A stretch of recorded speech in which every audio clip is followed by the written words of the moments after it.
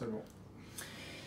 Jérôme Philippot, bonjour. Bonjour. Merci d'avoir accepté cette invitation. Jérôme Philippot, vous êtes le chef de file de la liste Ensemble Redynamisons Châteaudun. Vous êtes âgé de 54 ans. Vous êtes chef d'entreprise, propriétaire des Grottes du Foulon et conseiller municipal d'opposition.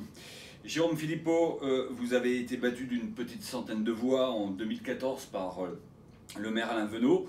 On dit souvent qu'on apprend dans la défaite plus que dans la victoire. Qu'avez-vous appris ? Oui, j'ai appris qu'en fait, une élection, c'était aussi savoir accepter de ne pas gagner. J'ai appris après, durant les 6 années, intégrer des commissions, intégrer les conseils municipaux ou alors de la Comcom du Grand Châteaudun. Et donc j'ai appris aussi au contact d'Alain Venot, il faut le dire, et vu encore plus précisément le fonctionnement de la ville. Vous avez déclaré récemment Châteaudun est un vrai diamant sous la poussière. Oui, tout à fait. Vous êtes, selon vous, le plus à même à lui rendre son éclat? Oui, parce que je crois que je suis déjà peut-être le premier à l'avoir vu par les grottes du Foulon. Quand on a pris les grottes, on me dit oh, ça ne marchera jamais et autres. Et on voit ce que c'est devenu aujourd'hui, le 3e site d'Eure-et-Loir. Et Châteaudun, c'est la même image. Châteaudun a un patrimoine qui est extrêmement riche, a une zone géographique pour l'économie qui est intéressante. C'est-à-dire qu'on n'est pas loin de Paris, on est à 130 km au sud. On a des sociétés qui sont plutôt vers l'Orléanais et autres, Le Mans. Et en fait, si on a une vision un petit peu en prenant de la hauteur, on peut s'apercevoir que Châteaudun, il y a des choses à faire. Et surtout, les hommes et les femmes qui composent la population de notre territoire, quand on les met autour de la table, ça travaille, c'est sérieux. Et donc moi, j'y crois vraiment. Est-ce que vous serez un maire à temps complet, Jérôme Philippot? Et si oui, est-ce que cela inclut éventuellement l'abandon des Grottes du Foulon? Ah non, certainement pas. Les Grottes du Foulon, c'est le bébé, il marche bien. 10 ans, on fêtait 10 ans au 1er mai cette année. Et je suis déjà organisé, ça y est, j'ai déjà quelqu'un pour prendre la suite. Encore 1 ou 2 guides à former de façon un petit peu plus précise. Et je serai un maire à temps plein, évidemment, ça c'est certain, oui. Châteaudun le mérite et le territoire surtout aussi. Alors vous comptez, vous l'avez dit, sur des hommes et des femmes performants sur votre liste, et notamment sur l'expérience économique de Michel Guerton. Entre autres. Entre autres. Mais à propos de Michel Guerton, siégera-t-il vraiment à vos côtés compte tenu de ses fonctions à la CCI qu'il compte conserver? Oui, tout à fait, c'est prévu comme cela. Et même, j'espère qu'on pourra lui donner même des postes autres. Parce que vous Il savez sera quoi, votre premier adjoint? Tout à fait. Enfin, premier adjoint, il n'y a pas. Enfin, nous, on parle pas des adjoints, il en faut dans tous les domaines. C'est pas ça d'être premier adjoint, mais il faut penser aussi au Grand Châteaudun. Au Grand Châteaudun, je verrais bien une belle fonction. Voilà. Président? Pourquoi pas? L'économie, elle est au Grand Châteaudun. On a un homme qui est d'expérience. Les établissements Guerton, c'est ce que ça donnait dans le passé. C'était quelqu'un qui respectait ses employés. On le voit quand je fais les marchés avec lui. Les anciens employés viennent le voir, ils le saluent parce que c'était vraiment ce qu'on appelle le patron à l'ancienne. Quelqu'un qui avait des compagnons véritablement. Et c'est comme ça un petit peu qu'on travaille dans l'équipe, c'est-à-dire qu'on travaille tous ensemble. Il n'y a pas de management qui est vertical, on travaille ensemble et c'est des idées tous qui prévalent. Alors sur votre document de campagne, vous écrivez, je cite, « Notre groupe ne s'est jamais situé dans une opposition systématique et agressive, mais au contraire a toujours été attentif et constructif dans ses positionnements. » Vous avez pourtant toujours voté le budget primitif de la ville de Châteaudun, sauf ces 2 dernières années. Pourquoi? C'était le moment d'attaquer un petit peu le maire en vue des élections? Non, pas du tout. C'est que sur plusieurs sujets, par exemple, on l'a vu sur le sujet de la santé. La santé, on était tout à fait d'accord pour la maison médicale, on a voté pour. J'avais relevé en conseil municipal, dommage que ce ne soit pas paru dans les journaux, mais enfin bon, que la maison de santé pluridisciplinaire devait elle aussi être agrandie, ce qui était prévu, on peut le faire. On m'a répondu non, ce n'est pas possible et autres. Sachez-le, les 2 dernières années, nous avons manqué 2 médecins, parce qu'on n'avait pas de cabinet à leur mettre à disposition. Et ça, c'est la vérité, ça représente quand même 2400 personnes qui n'ont pas des Châteaudun formés à la française à Châteaudun. Du fait que, on est dans des guerres toujours, et ça, il faut qu'on en sorte, et nous sortirons de ces guerres-là. Pourquoi? On reproche au GFSI ou M. Venot a fait cela, mais il faut sortir de ces guerres intestines. La maison de santé pluridisciplinaire n'appartient pas à Didier Huguet, la maison médicale, c'est pas celle d'Alain Venot. Ce sont des beaux projets, et il faut demain une municipalité qui ne se situe pas dans la guerre, dans le conflit, mais qui se situe justement dans ce qui est positif pour la ville. Quelque chose est bon, on appuie. Alain Venot a pris de bonnes décisions, qu'il les a prises, qu'elles me semblaient bonnes en tout cas. On a poussé ces décisions. Vous resterez fidèle au programme d'Alain Venot qu'il a mis en place ces derniers mois? Fidèle, il manque d'ambition ce programme. Il manque d'ambition. Sur quel point? Sur différents points. L'économie, il n'y a aucune stratégie économique de mise en place. Il y a tout à faire. Au niveau du territoire, il n'y a rien actuellement. Quand on se réunit, c'est pour dire on fait. Et sur la base aérienne, il y a des projets pourtant. Oui, alors ces projets-là, je peux vous dire que la centrale photovoltaïque. Je les connais très très bien, par exemple, la photovoltaïque. Là, le projet, il faut le savoir, à 98%, c'est notre député Philippe Vigier qui a tiré les ficelles de tout ça, qui est derrière. Et heureusement qu'il était là. Côté de l'économie, Michel Garton, qui est dans mon équipe, connaît parfaitement le sujet. Et je peux vous dire. Il veut vous ramener des entreprises, petites ou grandes? Pas que il, parce qu'on est plusieurs, et à plusieurs, on va en ramener. Oui, je peux déjà le dire, parce qu'on est déjà en contact avec un certain nombre de personnes. Il faut bien comprendre que demain, ce qui va se passer, c'est que sur les élus qu'on aura, il y a des chefs d'entreprise qui viendront, qui n'iront pas rencontrer les élus en local. Pourquoi? Parce que des chefs d'entreprise, ça va mieux parler d'autres chefs d'entreprise. Parce que des personnes qui ne sont pas identifiées comme telles, ce sera un manque pour le territoire, et c'est certain, c'est des emplois qu'on n'aura pas à la clé. Notre force dans notre équipe, c'est qu'on a des chefs d'entreprise dans la santé. Madame Meyboum, qui a monté la radiologie à Châteaudun, c'est quelqu'un très discret, très humble, mais qui a un potentiel énorme, qui l'a prouvé d'ailleurs par son expérience, par ce qu'elle a fait. Et c'est quelqu'un qui travaille avec tout le monde. Michel Garton, il est pareil. Moi, je suis pareil. Dans le tourisme, pareil. Bon, il y a plein d'exemples comme ça. On est véritablement une force pour la ville demain.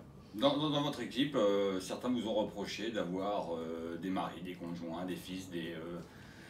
Oui, alors ça c'est un manque de hauteur, parce que une personne, si elle est belle par ses compétences, par son expérience, et une autre dans la même famille l'est aussi, eh bien, il ne faut pas s'en priver, tout simplement. Vous parliez de l'économie tout à l'heure. Est-ce que, selon vous, remettre la ville en mouvement, c'est une de vos expressions, ça passe évidemment par l'emploi, par la recherche d'entreprise? Oui, mais ça, ou par autre chose? Ça, c'est que je veux ce qu'on dire de lambda, mais effectivement, il y a deux leviers qui sont importants avant. C'est les leviers de changer l'image de la ville et de changer son rythme. Elle est mauvaise, l'image? L'image, elle n'est pas assez bonne, elle pourrait être bien meilleure. On a un potentiel qui est tellement énorme, on n'en fait pas grand-chose actuellement. Ça, c'est le diamant qui est caché sous la poussière. Il faut retravailler nos entrées de ville, il faut végétaliser la ville. Il faut vraiment lui donner du cachet à cette ville, parce qu'elle a le cachet, il est là, mais on ne le met pas en exergue. Pourquoi? Parce qu'on est dans les habitudes à Châteaudun. Il va falloir sortir des habitudes. Je lisais l'un de nos articles précédents. Vous avez déclaré que vous souhaitiez impliquer les habitants. Oui, tout à fait. Alors, de quelle manière? Par des consultations? Alors, je viens de parler de changement de rythme. Et changement de rythme, ça se fait comment? Eh bien, on a 250 associations à Châteaudun, que ce soit sportives, culturelles, caritatives et autres. Des associations qui bougent bien, qui font beaucoup de choses. Et je veux 52 événements pour 52 semaines. C'est-à-dire que donner du rythme, c'est-à-dire qu'il se passera toujours quelque chose à Châteaudun. Et la ville, elle aura un rôle en plus amplificateur, c'est-à-dire qu'elle communiquera dans un rayon de 100 km au minimum, eh bien, ce qui se passe dans Châteaudun. Et en fait, en changeant son rythme, on va changer son image, mais pour changer le rythme, eh bien, il faut aussi impliquer beaucoup plus les habitants du territoire. Et ça passera comme ça. Ça veut dire ça nécessite un soutien plus fort aux associations. Avec de l'argent? Des moyens? L'argent ou des moyens, ça dépend, exactement. Ouais. On réglera les curseurs. Demain, si vous êtes élu, quelle sera la toute première décision que vous allez prendre? La toute première décision que je vais prendre, ça c'est une bonne question parce que j'ai tellement de choses dans la tête. En tout cas, l'une des premières, c'est clairement, en tout cas, eh bien, de relancer et de définir une stratégie économique. Ça, c'est extrêmement important et pas seul. C'est-à-dire que Châteaudun, c'est pas Châteaudun seul. Châteaudun, c'est Châteaudun et son territoire, 44 000 personnes. L'économie, l'emploi, c'est la priorité. Est-ce que la priorité ne serait pas plutôt de désendetter la ville?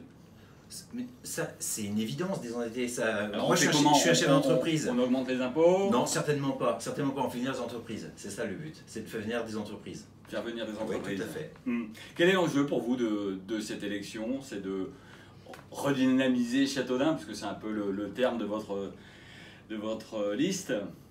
Oui, alors je dirais déjà que je suis certainement l'un des... C'est pour effacer les 31 années de gouvernance? Non, certainement pas. Alain Venot, il a fait ce qu'il avait à faire. Je ferai remarquer qu'il a désendetté la ville, il a un travail qui était intéressant sur l'économie. Ça n'a peut-être pas assez bougé, selon mon sens, sur certains aspects. Il n'empêche que Alain Venot a fait ce qu'il avait à faire, comme il l'avait... Vous ne l'avez pas toujours dit au conseil municipal, par exemple, sur le dernier budget primitif, vous n'êtes pas intervenu? Non, parce qu'on a dit, à chaque fois qu'on s'est exprimé sur des choses, c'était mal interprété, donc des fois au mieux se taire et puis laisser passer le vent. Il est trop fort en discussion à la Venot dans ce tout. genre de débat? Non, pas du tout, il n'accepte pas que quelqu'un d'autre ait une autre opinion. Partant de là, quand il y a de la tolérance dans un débat, je préfère m'abstenir. Les chiens aboient, la caravane passe. Vous serez un bon maire si vous êtes élu? Je serai un maire quand je gère mon entreprise, c'est-à-dire qu'on a une bonne ambiance là où je travaille et dans mon équipe il y a une super bonne ambiance et en fait c'est comme ça que je veux travailler, c'est-à-dire que je veux des équipes municipales qui soient bien dans leur travail. Ça sera la première chose que je ferai au niveau de la mairie. parce qu'on ne peut pas travailler sous pression, et actuellement il y a de la pression, et ça j'en veux pas. Je veux des gens bien dans leur peau, bien pour leur ville, qui se fassent plaisir quand ils le matin au travail. Et vous, vous êtes bien dans votre peau? Bah ça va pas bien mal. Dans votre ville? Ouais, je dors très très bien la nuit, donc ma foi tout va bien. Comment vous la trouvez cette campagne pour l'instant? Je la trouve très bien, elle est sage, c'est ce qu'il me fallait. Trop sage? Non, pas trop. Pas trop? Pas trop, comme je l'imaginais. Mais c'est pas le hasard. C'est pas le hasard. Non.